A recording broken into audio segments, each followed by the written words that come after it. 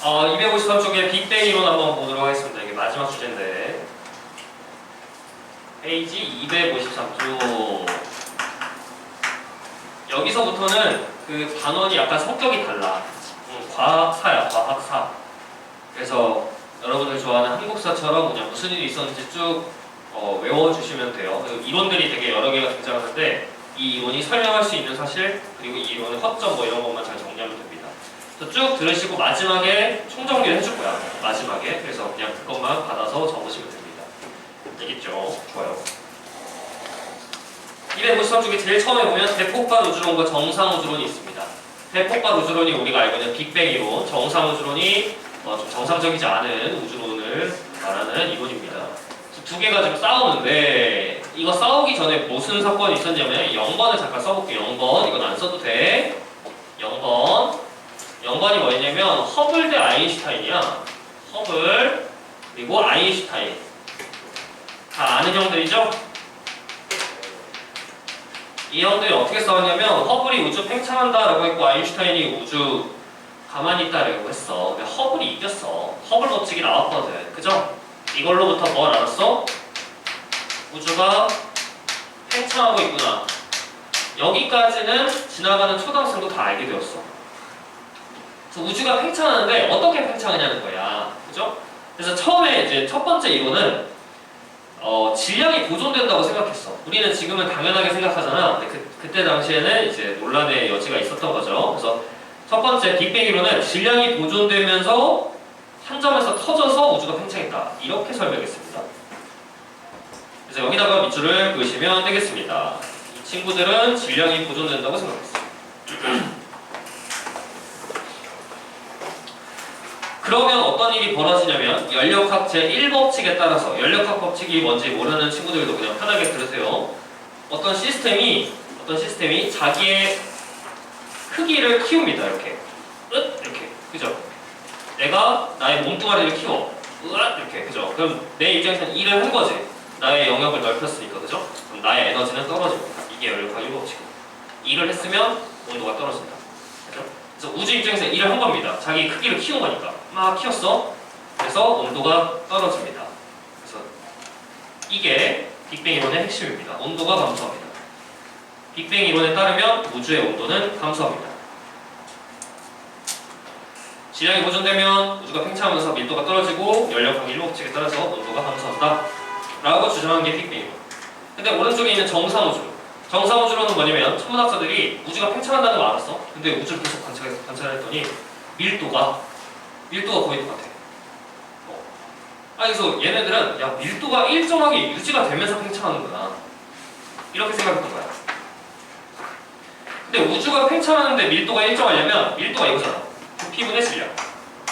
이게 밀도지. 근데 밀도가 일정하게 팽창해야 돼. 부피는 증가하잖아. 그럼 질량 어떻게 돼야 돼? 질량도 증가해야 돼. 그래서 새로운 질량이 추가가 된다고 생각했습니다. 근데 아인슈타인의 질량 에너지 등가 원리에 따르면 질량은 곧 에너지. 그래서 이 시스템의 질량이 추가가 된다는 건 에너지가 추가가 된다는 얘기야. 연력학 제1법칙에 따르면 에너지가 떨어져야 되는데 질량이 추가되니까 에너지가 추가가 돼서 온도가 유지가 된다고 생각했습니다. 그래서 우주의 온도는 일정하게 유지가 될 거야 라고 주장합니다. 여기까지 괜찮지? 누가 이겼어요? 빅뱅 이론이 이겼습니다. 뭘 증명했어? 여기 있는 표 중에 이걸 증명한 거야. 우주 온도가 떨어졌다는 걸 증명했습니다. 이게 얼마 전에 있었습니다. 얼마 전에 있었던 거야. 1960년대. 그죠? 얼마 전에 이걸 증명했기 때문에 얘가 사라지고 얘가 이긴 거예요. 정말 얼마 전이죠? 네?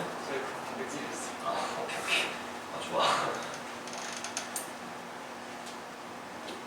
됐죠? 빅뱅 이론이 이겼습니다. 그럼 빅뱅 이론이 이기기까지의 과정을 볼 건데 이걸 어떻게 증명했냐는 거야. 그럼 그 밑에 보면 대폭발 우주론의 증거가 두 개가 나옵니다. 두 개.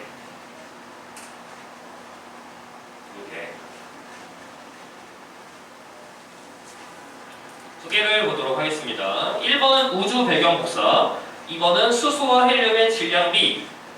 이 두 가지를 이용해서 빅뱅 이론이 이겼는데 여기서 2번을 먼저 할 거야. 2번이 시험에 잘 안 나오거든. 중요하지 않아요. 시험 입장에서 중요하지 않아요. 당연히 중요한 연구 결과지만 엄청나게 중요한 인류의 발견이지만 시험에서는 잘 안 나온다. 그래서 2번을 잠깐 보면 수소와 헬륨의 질량 및 교재 읽어볼게요. 빅뱅이 맞다면 빅뱅 이론을 주장하는 사람들이 빅뱅 이후에 수소와 헬륨의 질량비가 3대1일 거라고 생각을 했어. 이론에 따르면. 근데 실제로 관측을 했어. 우주 망원경이 좀 퀄리티가 좋아져가지고 실제로 우주에 있는 구성 물질이 뭘로 구성되어 있는지를 연구해보니까 수소와 헬륨이 딱 질량비가 거의 3대1입니다. 이게 빅뱅 이론을 지지하는 큰 겁니다. 그럼 빅뱅 이론에 따르면 어떻게 되어 있냐면 밑에 그림을 잠깐 보시면 맨 밑에 그림입니다. 빅뱅은 한 점에서 빵 터졌다고 생각했어. 한 점이면 온도가 너무 높아. 물질들이 막 다 알갱이들로 있어. 다 이렇게 알갱이. 빅뱅 이론에 따르면 양성자가 하나, 둘, 셋, 넷, 다섯, 여섯, 7개 그리고 중성자가 1개 이렇게 7대1의 비율일 거라고 생각했어. 빅뱅 이론에 따르면 왜 양성자랑 중성자가 7대1인가요? 여기까지는 안 나와. 여기까지는 안 나와. 7대1로 형성이 되는데 이게 공통과학에 언급은 된다고 하더라고. 지들끼리 결합을 하면서 에너지 레벨에 따라서 여기 얘 7개, 얘 1개가 형성이 됩니다. 이렇게 주장합니다. 빅뱅 이론에 따르면 얘네들끼리 온도가 점점 떨어지면서 지들끼리 결합해. 결합할 때 이렇게 결합해서 헬륨이 생깁니다. 헬륨 원자핵. 그리고 여기에 있는 양성자들은 전부 다 수소핵입니다. 수소핵. 그래서 수소랑 헬륨의 개수비가 몇 대 몇이냐면 개수비. 개수비가 12대 1이 됩니다. 12대 1. 그죠? 수소 하나, 둘, 셋, 넷, 다섯, 여섯, 일곱, 여덟, 아홉, 열, 12개, 그 다음 헬륨 1개. 질량비는 몇 대 몇이냐면 질량비. 여기 있는 알갱이 하나가 질량이 다 똑같아요. 양성자랑 중성자랑 질량이 거의 똑같고. 그래서 수소는 질량이 12, 오른쪽에 헬륨은 질량이 4, 그래서 질량비가 3대 1이 됩니다. 이렇게 될 거라고 예상했어. 이론에 따르면, 빅뱅 이론에 따르면. 근데 그때 당시에는 관측 기술이 안 좋아서 우주 공간에 수소랑 헬륨이 얼마나 있는지 몰랐는데 나중에 돼서야 우주의 75%가 수소, 그 다음에 25%가 헬륨이다라는 걸 알게 됐습니다. 이론이랑 딱 맞아 떨어지죠, 관측 결과가. 좋아요. 그래서 이게 빅뱅 이론을 지지하는 첫 번째 증거다. 두 번째 증거로 가겠습니다. 두 번째 증거가 우주 배경목사입니다. 이게 매우 중요한데 별표를 치도록 하겠습니다. 그리고 그 옆에 표를 그립니다. 우주 배경목사.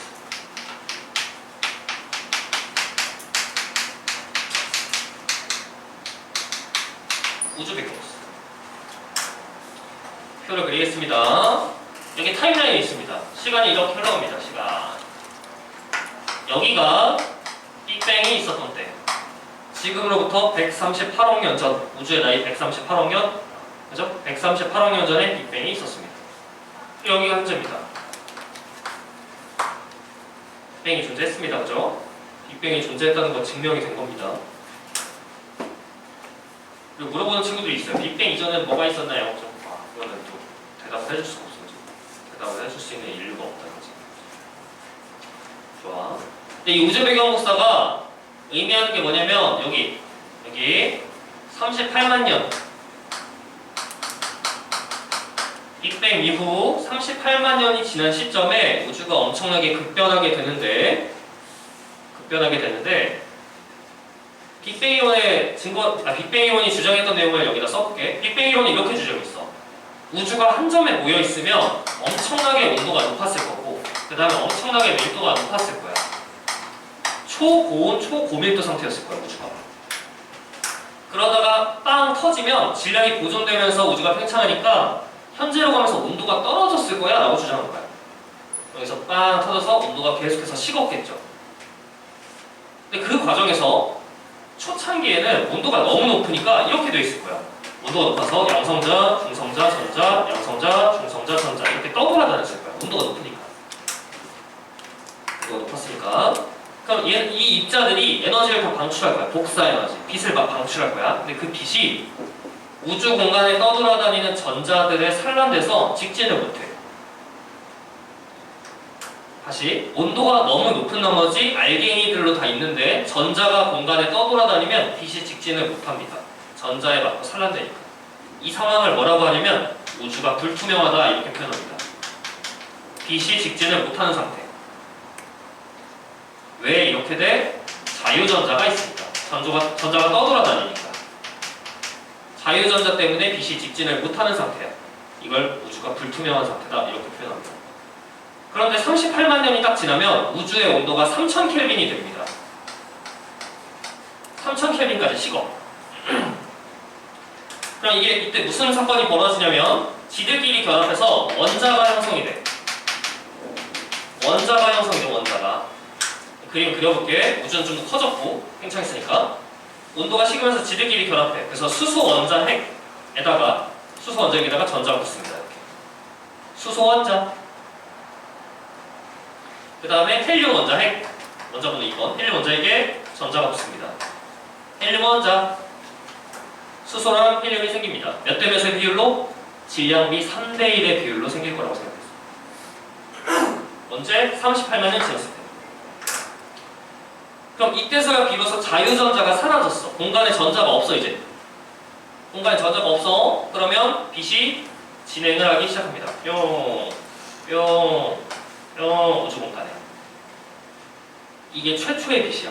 우주 공간에 뿜어져 나온 최초의 빛.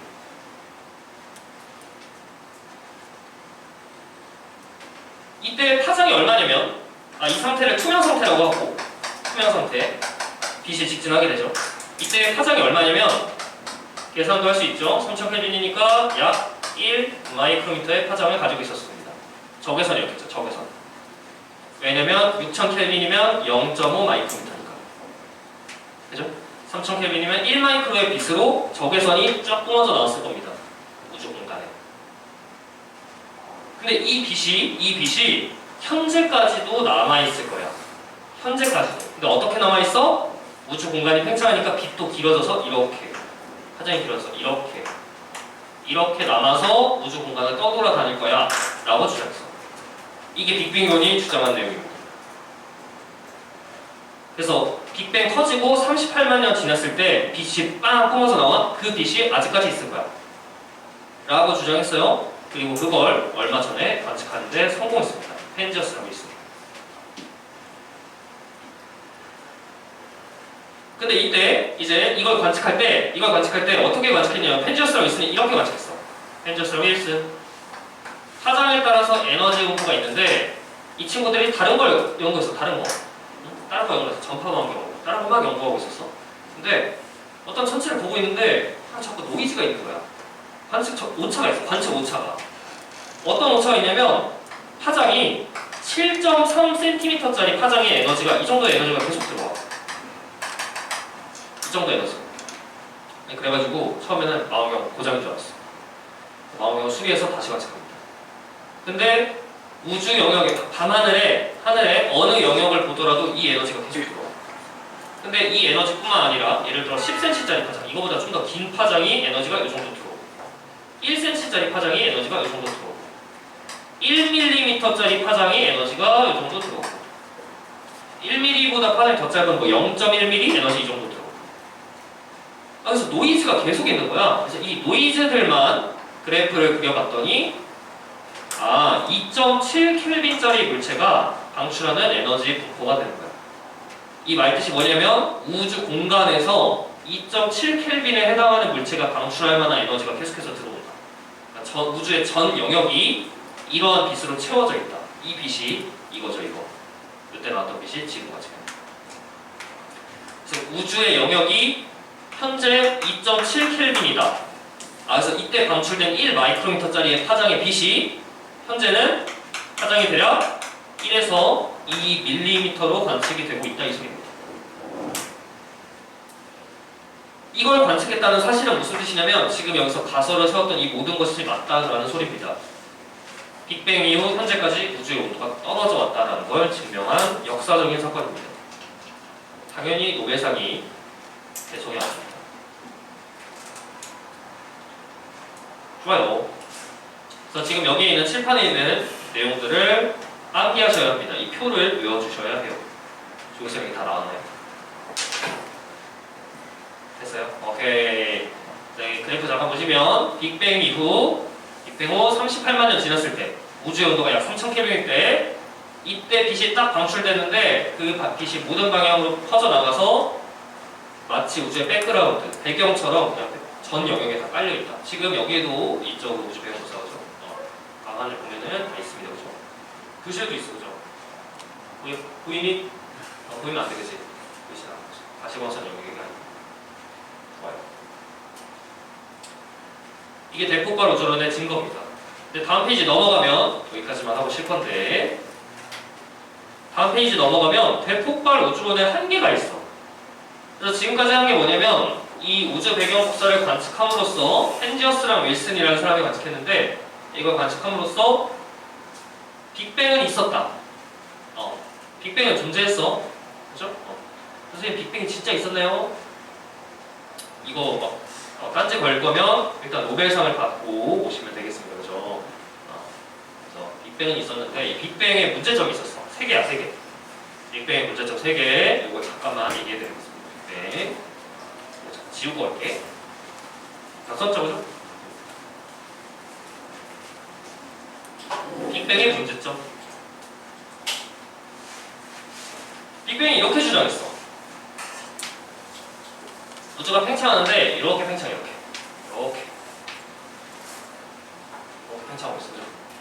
이렇게. 그래서 내가 여기 서 있어. 여기 서 있어. 여기가 우리 은하야. 그리고 이게 우주의 지평선이야. 우리가 지난 시간에 배웠던 우주의 지평선. 그래서 요 안쪽 영역만 관측할 수 있어. 근데 내가 여기서 바라볼 때 요 영역 있죠, 여기요. 요 영역의 온도가 2.7켈빈이야. 2.7켈빈. 2.7켈빈. 근데 놀랍게도 이 반대쪽 영역도 2.7켈빈이야. 이게 말이 안 된다는 거야. 왜냐하면 요 영역은 나로부터 빛의 속도로 멀어지고 있고 이 영역도 나로부터 빛의 속도로 멀어지고 있어. 그래서 요 지점과 요 지점은 에너지 교환이 안 돼. 에너지 교환이 안 되는데 온도가 똑같은 거야. 이게 너무나도 말이 안 되는 우연의 일치다. 그래서 이제 시간을 좀만 되돌리면 여기 잠깐 보시면 그림을 잠깐 볼게요. 요 그림은 없네.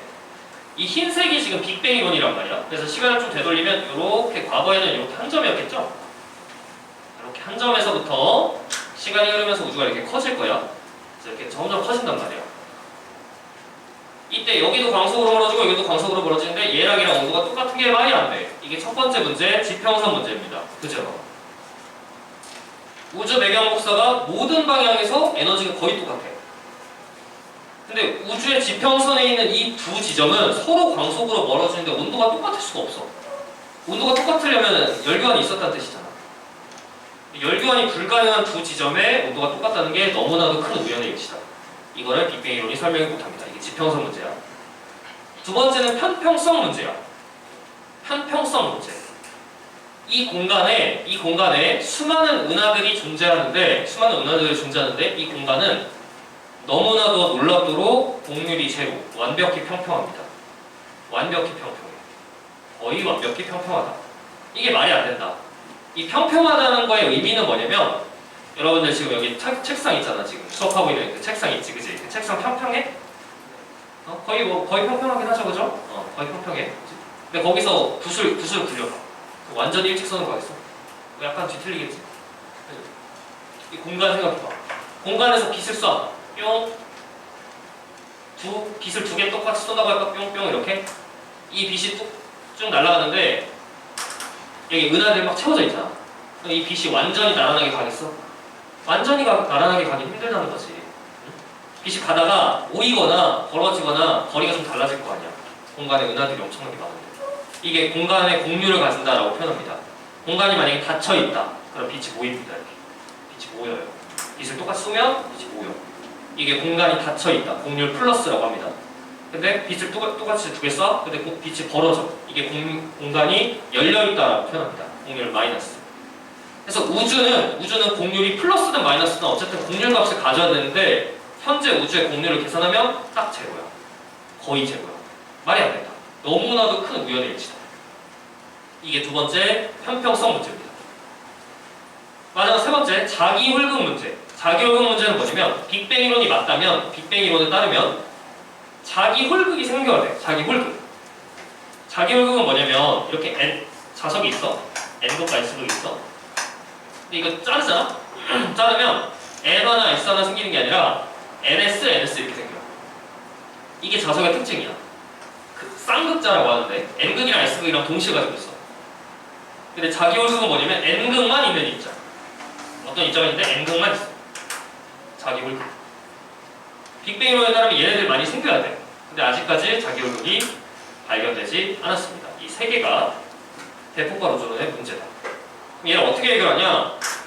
여기 보시면 급팽창을 도입해서 해결하는데 255쪽에 나와 있습니다. 255쪽에 급팽창을 도입해서 해결합니다.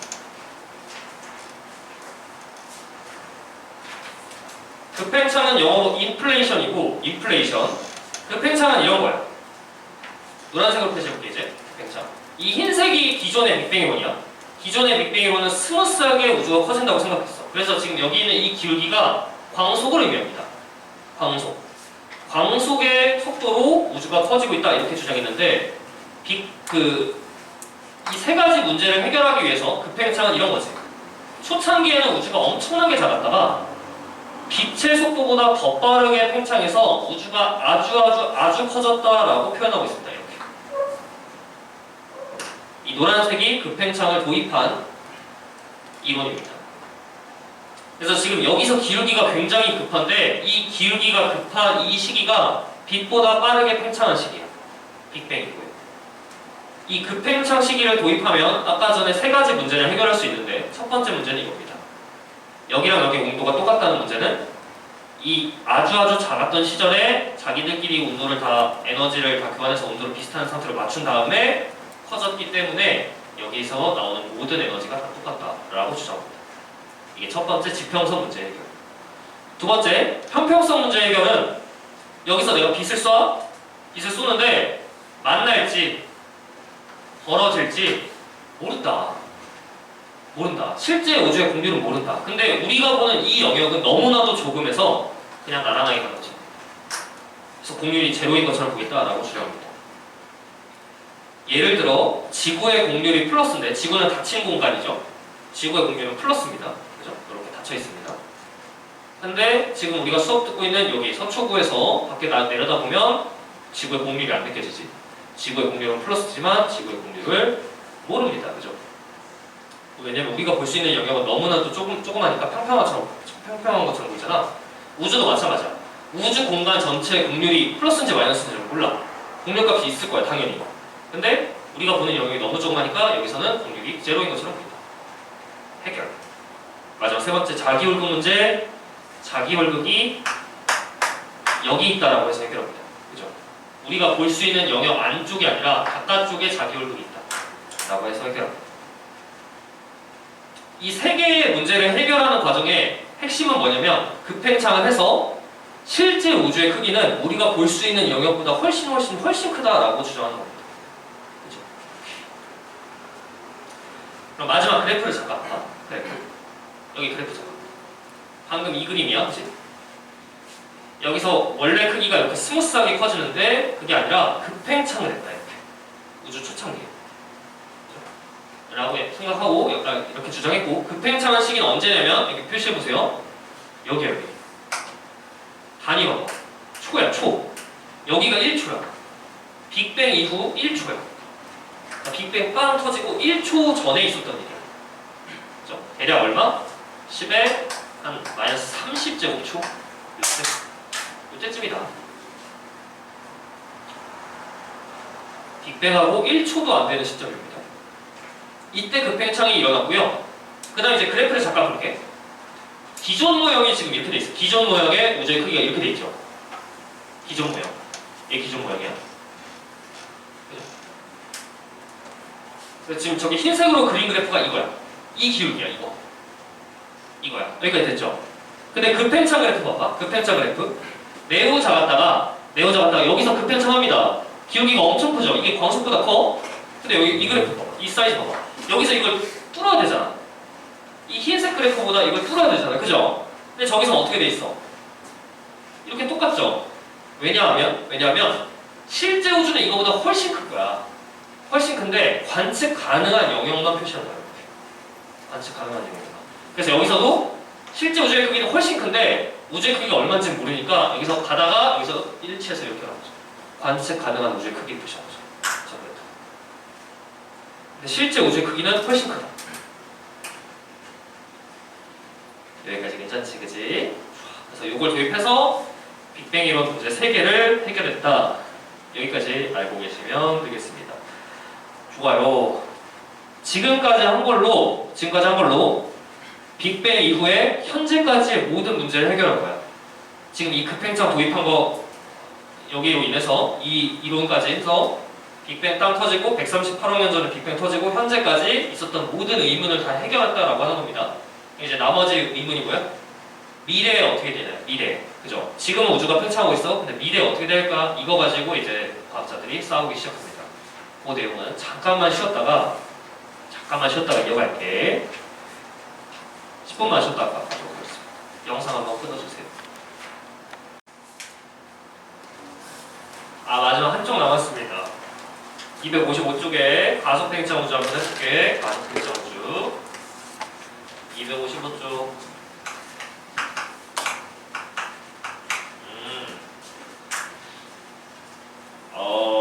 급팽창 이론까지 해가지고 지금까지 있었던 모든 의문을 다 해결한 거야. 그죠? 여러분들은 해결이 안 됐을지 모르겠지만 어쨌든 인류는 해결했다고 하는 겁니다. 그죠? 현재까지는 다 설명했고 앞으로가 중요한데 현재는 우주가 계속 커지고 있어. 그럼 앞으로 어떻게 될 거냐는 거야. 이거 가지고 막 싸웠단 말이야. 근데 싸울 때 대전제가 있어. 뉴턴이 발견한 만류 인력에 따라서 현재 우주는 팽창하고 있지만 이 팽창하는 속도가 점점 느려질 거라고 생각했어. 그래서 예를 들어 어떤 펜을 내가 굴려. 이거를 굴릴 거야. 이렇게 평지에서 이렇게 굴려. 굴림에 마찰이 존재하니까 얘가 가다가 결국에 멈출 거 아니야. 그치? 근데 속도가 느려지다가 어느 정도 시점이 흘러서 멈추냐 이거 가지고 싸울 거 아니야. 근데 놀라운 결과가 이제 펼쳐졌죠. 그죠? 팽창 속도가 점점 빨라지고 있다라는 겁니다. 결론은. 그래서 이제 이걸 어떻게 알게 됐냐면 1A형 초신성, 1A형 초신성을 관측했는데 이게 이제 숫자 1이야. 그리스 숫자가 이게 뭐지? 1이야. 초신성의 종류가 여러 개가 있는데 그 중에 하나야. 이걸 잠깐만 해볼게. 여기다 그림 그려볼게. 이런 거야. 별이 태어나는데 쌍둥이 별이야. 쌍둥이 별. 이걸 쌍성계라고 해. 쌍성계. 그래서 별 하나가 이렇게 태양처럼 가만히 있는 경우도 있고 쌍둥이처럼 별이 2개가 동시에 태어나. 근처 위치에. 그래서 서로 돌면서 살아가요. 상호공전하면서. 근데 그 둘 중에 하나가 먼저 죽었습니다. 얘가 죽었다고 합시다. 백색위성이 투여해서 죽었습니다. 나머지 하나는 거성입니다. 이때 백색위성의 중력이 굉장히 강해서 이 거성에 있는 물질을 빨아들입니다. 이렇게. 얘 질량이 점점 커져. 질량이 커지다가 태양 질량의 1.4배. 뭐 책마다 조금씩 달라. 1.44배 이렇게 써있는 책도 있어. 태양 질량이 1.4배가 되면 버티지 못하고 터져버립니다. 이 태양 질량의 1.4배를 찬드라 세카르라는 사람이 발견했고 이걸 찬드라 세카르의 한계라고 표현합니다. 백색 외성의 질량은 태양 질량의 1.4배를 넘길 수가 없습니다. 백색 외성의 질량이 점점 커지다가 저 찬드라 세카르 한계에 도달하면 터져버립니다. 이걸 1A형 초신성이라고 합니다. 초신성 폭발은 큰 별이 터진다라고 배웠지만 백색 외성이 터지는 경우도 있어. 초신성 폭발의 종류가 여러 개거든. 됐죠? 이때 이 터지는 1A형 초신성, 1A형 초신성은 터지는 질량이 고정이 되어 있기 때문에 터질 때, 폭발할 때의 광도가 똑같습니다. 그래서 모든 1A형 초신성은 같은 광도로 폭발합니다. 이게 매우 중요한 특징이야. 그래서 폭발할 때의 절대 등급이 1.5. 그럼 우리가 알고 있는 식을 잠깐 써볼게. 우리가 알고 있는 식이 이거였어. 우리가 알고 있는 식이 여기다 쓸게. 우리가 알고 있는 식이 n-m은 5 로그 r 빼기 5 여기에서 이 절대 등급 있죠? 얘가 고정이 되는 겁니다. 모든 1A형 초신성은 다 똑같은 절대 등급으로 터집니다. 그러면 나는 1A형 초신성, 1A형 초신성 여러 개를 같이 하는데 덧보기 등급만 알면 거리를 바로 알 수 있습니다. 여기까지 됐어? 좋아. 그래서 지금 우주에 1A형 초신성이 여러 개가 있을 거야. 막 터져. 근데 원A형 초인성 하나 발견했어? 근데 걔가 밝아? 그 말은 걔는 무조건 가까운 거야. 근데 원A형 초인성 발견했는데 어두워? 걔는 무조건 어두운 거야. 그죠? 아, 왜냐면 얘가 결정이 됐으니까 겉보기 밝기만 하면 거리를 바로 할 수 있다. 그래서 이 원A형 초인성을 여러 개를 관측해서 다이어그램을 그렸습니다. 어떻게 그렸냐? 이렇게 그립니다. 이렇게. 다이어그램을 그려볼게. X축에 적색 편의를 관측해. X축의 적색 편의. Y축에는 뭘 관측하냐면 겉보기 등급을 관측해. 그래서 다이어그램을 그릴 거야. 이 두 개의 물리량은 매우 관측하기가 쉬워. 별빛만 내가 수신하면 돼. 원A형 초인성 있어? 별빛 빵 터서 나한테 날라와. 그 에너지량을 보면은 겉보기 등급. 그 파장을 분석해서 얼만큼 길어졌는지 알면 적색 편의. 괜찮아? 근데 Y축에 있는 겉보기 등급은 뭘 의미하냐면 거리를 의미해. 거리. 왜냐면 얘니까. 그죠? 그 다음에 X축에 있는 적색 편의는 뭘 의미하냐면 후퇴 속도를 의미합니다. 후퇴 속도. 여기까지 괜찮아? 근데 거리랑 후퇴 속도는 비례해. 우리 허블 형이 얘기했어, 그치? 허블 형이 얘기해가지고 이렇게 비례해. 그죠? 그래서 만약에 우주가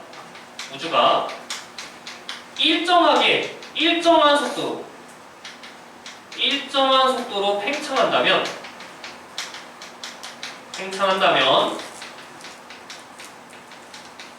원A형 초인성 여러 개를 관측하면 이 라인상에 예쁘게 다다다다다다다 있을 거야.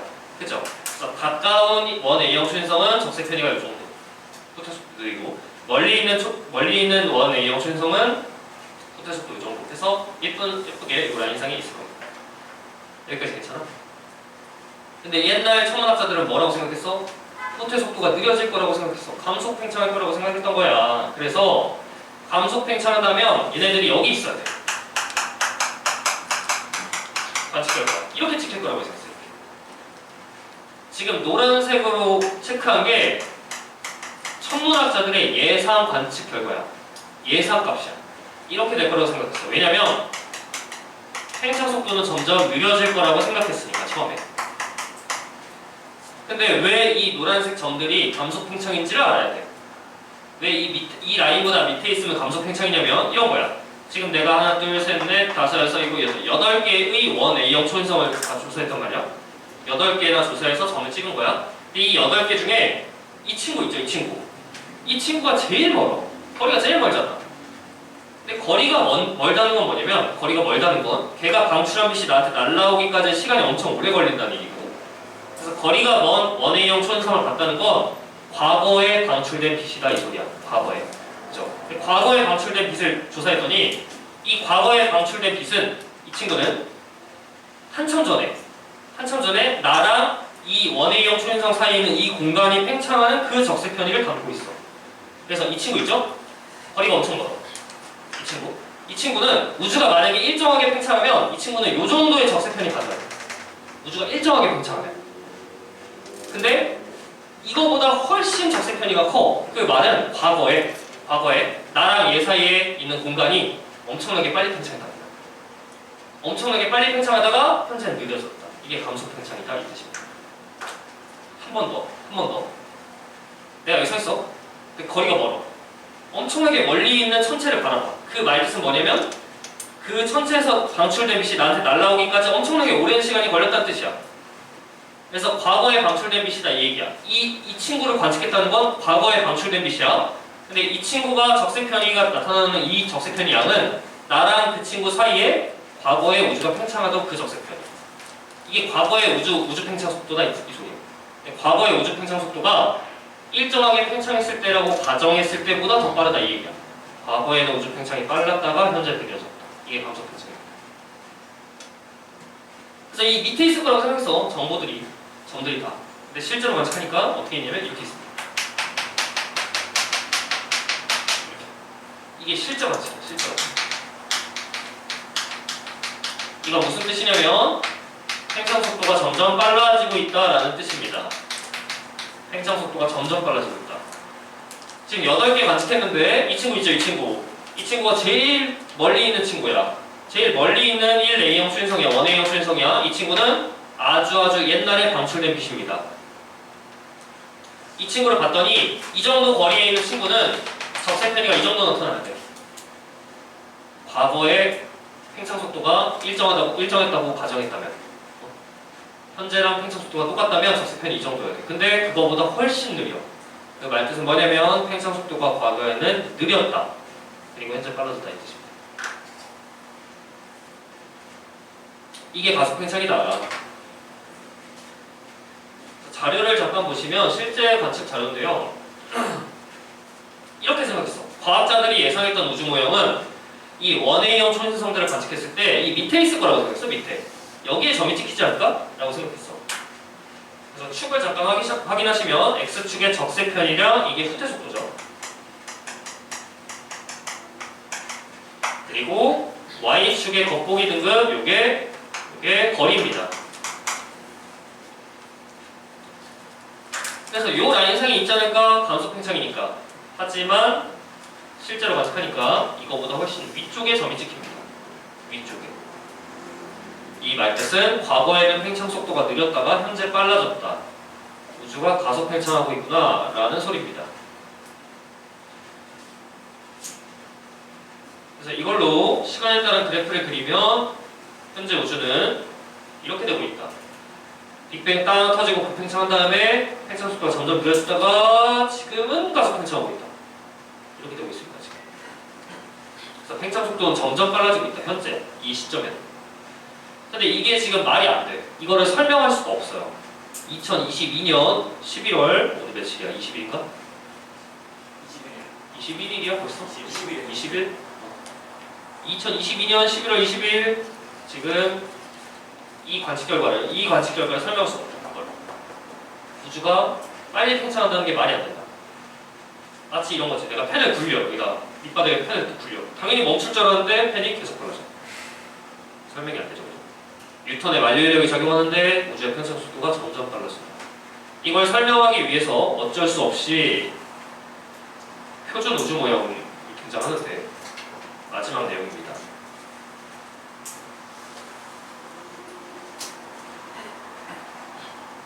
아니 팽창 속도가 점점 빨라지는 게 말이 안 돼. 그래서 이 관측 결과를 설명하기 위해서 우주 전체의 70%가 정체 모를 에너지, 어떤 에너지냐면 서로 밀어내는 힘, 청력을 가지고 있는 정체물의 에너지로 채워져 있다라고 가정해야만 이 관측 결과를 설명할 수 있습니다. 그게 암흑 에너지입니다. 암흑 에너지 여기다가 밑줄을 그으시고 암흑 에너지. 얘는 청력이야. 청력. 서로 밀어내는 힘, 우주를 가속 팽창시키는 힘, 그러한 에너지가 우주 전체의 70%다. 그래야지만 설명을 할 수가 있다. 그죠? 그래서 표를 잠깐 보시면 정확히는 68.3%네요. 우주 전체의 68.3%가 암흑에너지로 채워져 있다고 가정해야지만 방금 얘기한 이 관측 결과를 설명해서 우주가 가속 팽창한다라고 주장할 수 있습니다. 자, 여기다 쓰세요. 암흑에너지는 청력이다. 청력. 그럼 나머지 30%가 우리가 알고 있는 물질인데 인력을 작용하는, 만류인력이 작용하는 물질인데 그 중에서 약 26%는 눈에 안 보여. 놀랍게도. 아, 이게 암흑 물질입니다. 이거. 암흑 물질. 얘는 인력이야. 질량을 가지고 있는 물질이야. 근데 가시광선이 전자기파가 방출되지 않아. 그렇죠? 눈에 안 보이는 애들입니다. 전자기파를 방출하지 않는다. 존재는 하지만 전자기파가 나오지 않아서 광학적으로도 관찰이 안 돼. 근데 거기에 있다는 건 어떻게 알아? 얘가 중력이 작용해. 그렇죠? 그래서 암흑물질 주변을 지나갈 때 빛이 휘어. 이런 걸로 확인할 수 있습니다. 중력적인 방법으로 존재를 파악할 수 있습니다.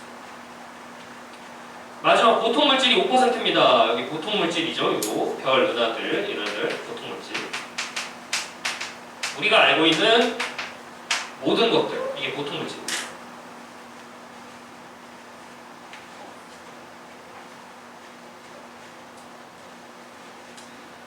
그래서 나중에 우주는 어떻게 되냐, 미래에 암흑에너지의 영향으로 영원히 계속해서 빠르게 팽창 속도가 점점 빨라지면서 팽창할 거라고 예상하고 있습니다. 여기까지 괜찮아요? 좋아요. 그럼 마지막 그래프를 잠깐 보도록 하겠습니다. 여기 첫 번째 그래프랑 두 번째 그래프가 있는데 같이 한번 그려볼게요. 이거 이제 필기를 하셔야 해. 필기를 하셔야 해. 필기를. 우주의 미래. 우주의 미래. 필기합니다. 시간. 우주의 크기. 시험 문제는 모형이 굉장히 다양하게 등장합니다. 첫 번째 모형 이렇게 그려볼게. 이렇게 되는 모형이 있어. 이렇게. 빅뱅 빵 터졌어. 우주가 점점 커지다가 한 점으로 다시 수축하는 모형입니다. 이거 뭐 닫힌 모형이라고 해볼까요? 닫힌 모형. 근데 이런 모형도 있어. 이렇게 되는 모형. 이렇게. 평탄한 우주. 평탄 모형. 그 다음에 이렇게 되는 우주가 있습니다. 이렇게. 그리고 열린 모형, 열린 우주. 그리고 이렇게 평상 속 점점 빨라지는 가속 팽창 모형. 이렇게 4개를 한번 비교해 보도록 하겠습니다. 이제 나오겠네요.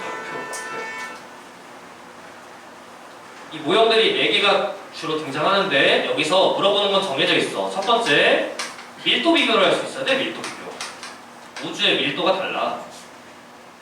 빽빽한 정도가 다른데 이 평탄하다는 뜻을 먼저 알아야 돼. 평탄하다는 뜻은 뭐냐면 우주 전체의 밀도가 임계 밀도랑 똑같을 때를 평탄하다라고 합니다.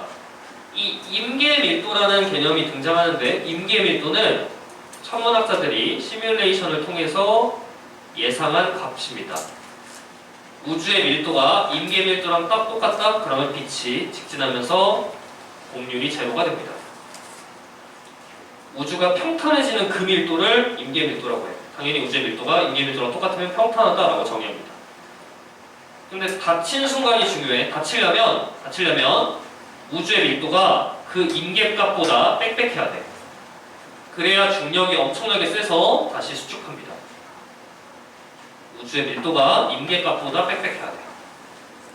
그럼 열리려면 우주의 밀도가 임계값보다 듬성듬성해야 돼. 그래서 임계 밀도는 열렸는지 닫혔는지를 구분하는 그 기준값이라고 생각하면 됩니다. 이걸 임계값, 임계 밀도라고 합니다. 오케이. 이걸 이제 공률로도 물어보는데 공률, 휘어진 정도, 공간의 공률. 근데 이 공률의 계산은 나오지 않아. 고교 과정에서 고교 수학을 넘어갑니다. 여러분들 대학교 가면 공률 구하고 공률 반경 계산하고 하는 걸 할 겁니다. 미적 분학에서. 공률이 이 평탄할 때는 공률 제로라고 하고요. 닫혔을 때 이 빽빽한 순간을 공률 플러스, 열렸을 때는 공률 마이너스라고 합니다. 지구가 원에서는 공률의 부호의 의미만 알아두시면 됩니다. 플러스를 닫힌 공간, 마이너스를 열린 공간이라고 합니다. 됐죠? 이게 공률입니다. 그런데 얘네 둘은 그냥 단순 암기여서 출제는 잘 안되고 나온다면 굉장히 쉬워요. 근데 이제 문제가 어렵게 나오면 이 밀도 변수를 물어보게 됩니다. 밀도 변수가 매우 중요한데 밀도 변수라는 새로운 값을 정의합니다. 표기는 이렇게 오메가로 표기하고요. 오메가는 이렇게 정의해요. 임계 밀도분의 우주 밀도 이렇게 정의합니다. 새로운 변수가 등장했습니다. 이 새로운 변수가 등장한 이유는 내가 더 편하게 쓰기 위해서인데 이 오메가를 한번 여기 계산해 볼게. 평탄 우주의 오메가가 1이야. 1. 딱 1이죠. 왜냐면 우주의 밀도가 임계 밀도랑 똑같으니까. 그렇죠? 임계 밀도분의 임계 밀도에서 1입니다. 오메가가 1이면 우주 전체의 밀도가 임계 밀도랑 똑같다 이 소리입니다. 네, 닫힌 공간 볼게요. 닫힌 공간은 우주의 밀도가 임계값보다 커요. 그래서 분자가 더 커지니까 오메가가 1을 넘어가게 됩니다. 이게 왜 편하냐면 우주의 오메가를 계산했더니 오메가가 2야. 이게 무슨 소리냐면 현재 우주의 밀도는 임계값의 2배로 빽빽하다 이 소리입니다.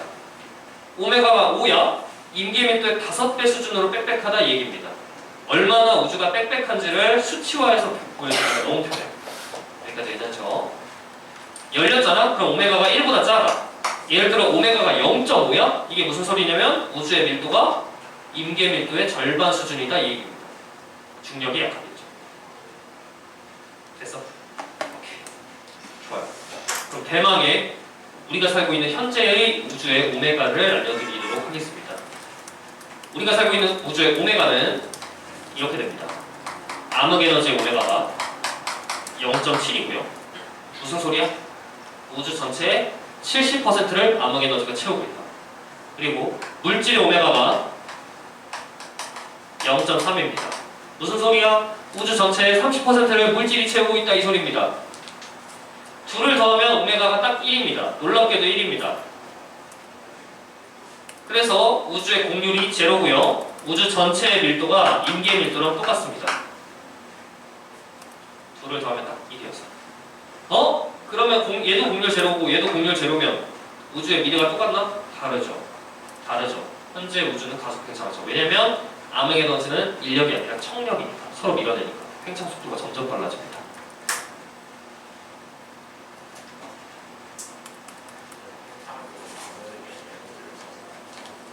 암흑 에너지요? 암흑 에너지가 서로 밀어내는 힘이라고 합니다. 청력.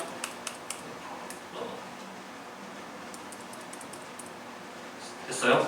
그리고 각각의 모형에서 우주의 미래가 어떻게 되는지를 한번 써볼게. 우주의 미래가 어떻게 되는지 한번 써볼게. 이거 있죠? 현재의 우주 가속 팽창. 우리 지금 우주 이거는 영원히 팽창해 우주가. 영원히 팽창. 영원히 팽창. 근데 어떻게 되냐면 팽창하는 속도가 점점 빨라져. 가속화돼. 팽창하는 속도가 점점 빨라져.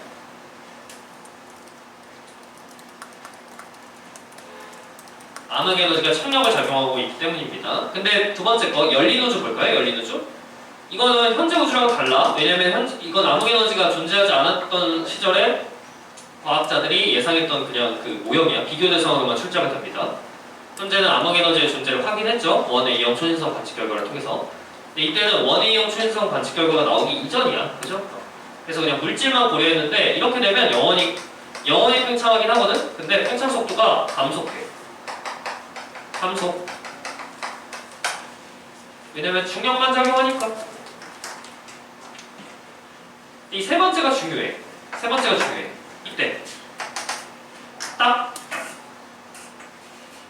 오메가가 1인 순간, 물질로만 오메가가 1인 순간, 이 순간에도 우주가 영원히 팽창합니다. 근데 어떻게 팽창하냐면 팽창하는 속도가 0으로 수렴하면서 팽창하게 됩니다. 이게 열린 모형.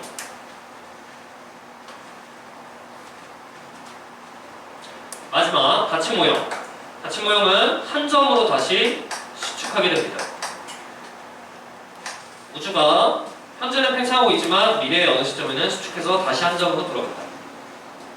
닫힌 모형. 여기까지 됐나요? 조개쌤도 다 나왔나요? 오케이. 각각의 모형에서 어떻게 되는지를 아는 게 중요한데 지금 보시면 시험에 자주 나오는 포인트는 일단 이거 제일 위에 있는 거 이건 정말 많이 나오고 이거 정말 많이 나오고 여기서는 오메가가 두 개로 나뉩니다. 얘는 암흑 에너지의 존재를 몰랐던 시절이고 여기는 지금 암흑 에너지랑 물질을 나눈 거죠. 둘을 더하면 1이니까 공률 제로고 우주의 밀도는 임계 밀도랑 똑같습니다. 그래서 현재는 평탄한 겁니다. 현재 평탄해요. 근데 가속 팽창한 거야. 그리고 주의사항은 요거 그죠? 물질로만 평탄한 경우에도 영원히 팽창하는데 팽창하는 속도가 0으로 수렴하면서 팽창합니다. 오케이. 자, 마지막 그래프를 보도록 하겠습니다. 256쪽의 중간에 있는 이 그래프인데 이 그래프는 밀도 변화 그래프입니다. 밀도 변화 그래프고요. 지금 3개가 있는데 여기서 A, 이 친구 감소하는 거 이거는 암흑물질.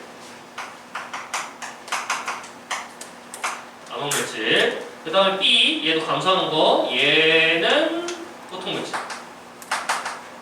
그래서 물질의 특징은 밀도가 부피분의 질량이죠. 부피분의 뭐? 그죠? 부피분의 무엇?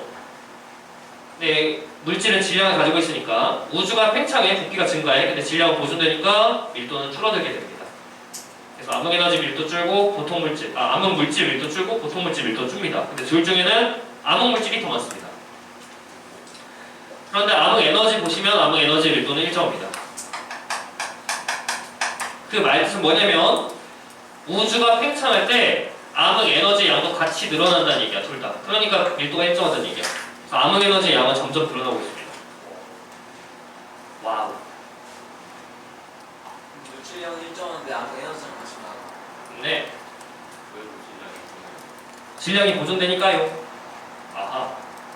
암흑 에너지가 생기면은 물질량이 보존되는 암흑 에너지가 생기면 그만큼 암흑 물질량이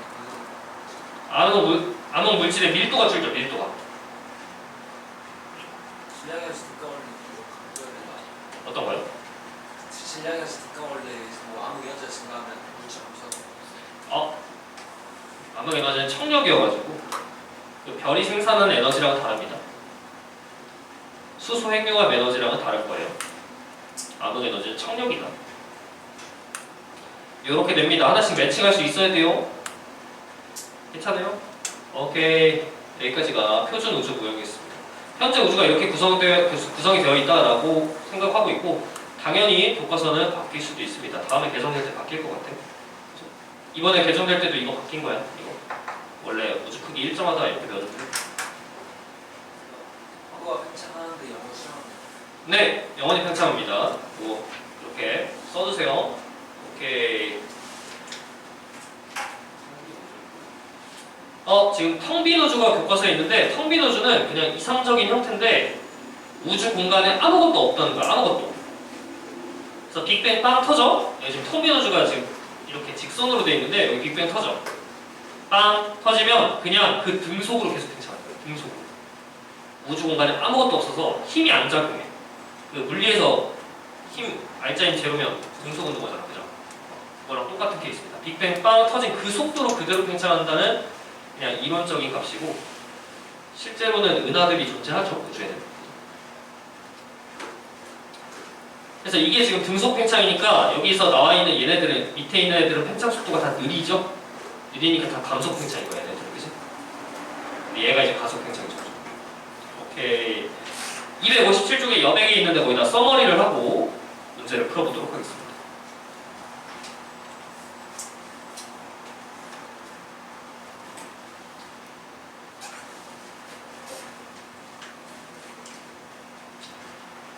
여기다 써머리를 잠깐 할게요. 정리. 메모하시고 다음 시간에 한 번 더 복습할 거야. 내용이 너무 많아가지고 한 번 더 복습할 겁니다.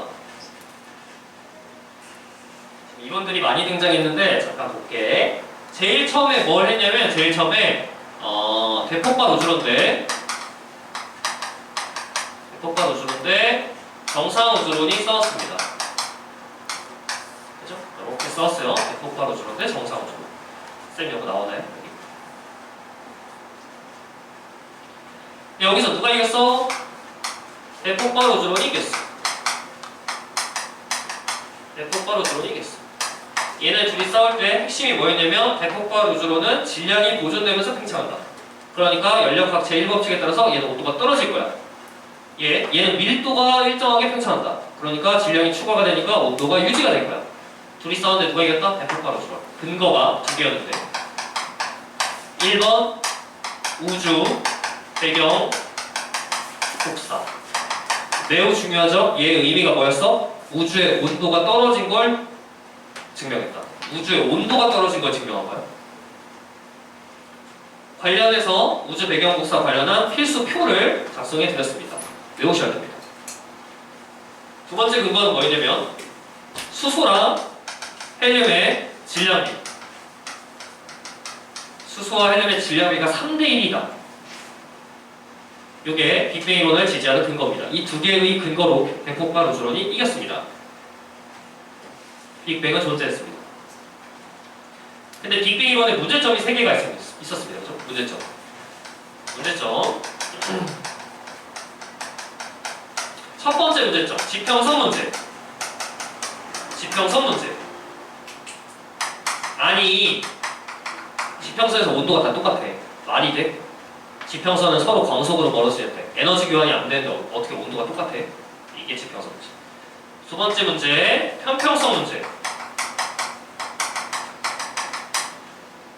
아니 우주 공간이 공률이 어떻게 제로야? 플러스든 마이너스든 값이 있어야 되는데 어떻게 제로야? 말이 안 돼. 세 번째, 자기 홀극 문제. 아니 빅뱅 이론에 따르면 자기 홀극이 있어야 되는데 없어. 이게 자기 홀극 문제, 그죠? 어떻게 해결해요? 급팽창을 도입해서 해결해. 급팽창, 그죠? 빅뱅 이후 1초가 안 되는 시점에 광속보다 빠르게 팽창하던 시절이 있었어. 이걸 도입하면 이 세 개의 문제가 어떻게 해결되냐? 첫 번째, 엄청나게 작았던 시절에 에너지 교환한 상태로 커졌으니까 지평선의 온도가 지금은 다 똑같이 보여. 두 번째, 우주의 크기가 엄청나게 커져서 실제로 관측 가능한 우주의 크기보다 실제 우주는 엄청 커. 그래서 실제 우주의 공률은 모르지만 우리가 보는 영역은 너무 작으니까 그 작은 영역에서는 공률이 제로인 것처럼 보여. 세 번째, 자기 홀극은 지평선 밖에 있어. 이렇게 해결합니다. 자기 홀극이 왜 생기냐? 그것까지는 저도 모르겠습니다. 빅뱅 이론이 맞다면 자기 홀극이 있어야 된다고 주장합니다. 여기까지 현재까지 나타난 모든 현상을 다 설명한 겁니다. 근데 미래가 궁금해. 미래가 궁금한데 여기서 원웨이형 초신성 관측 결과가 나오죠? 원웨이형 초신성을 관측했더니 우주의 팽창 속도가 점점 빨라져. 가속 팽창한다는 사실을 알았어. 아니 근데 어떻게 우주의 팽창 속도가 점점 빨라져?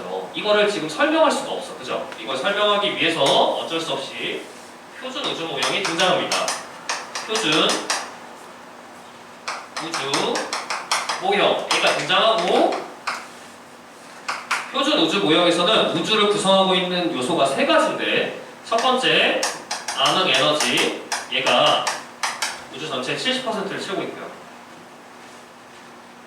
이 암흑 에너지는 정체모를 청력이다, 청력.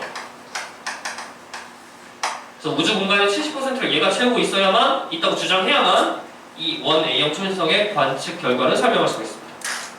두 번째, 암흑 물질의 오메가가 약 0.25, 25%를 암흑 물질이 채우고 있습니다. 얘는 인력이고요. 눈에 보이지 않습니다. 눈에 보이지 않는데 어떻게 알았냐? 중력적인 방법으로 알았습니다. 그리고 암흑 물질의 존재를 확인하는 방법은 다음 주에 문제를 풀면서 추가를 하도록 하겠습니다. 눈에는 안 보이지만 거기에 존재해서 중력이 작용하고 있다. 맞아. 세 번째, 우리가 약 20년 동안 살면서 배운 모든 것들이 보통 물질입니다. 이거는 우주의 5% 정도밖에 안 됩니다. 은하가 수없이 많다고 그렇게 울부짖으면서 배웠지만 우주의 5%도 안 되는 것들이다. 얘는 인력이 작용하고 빛과의 상호작용이 있습니다. 전자기파를 방출 또는 흡수하게 됩니다.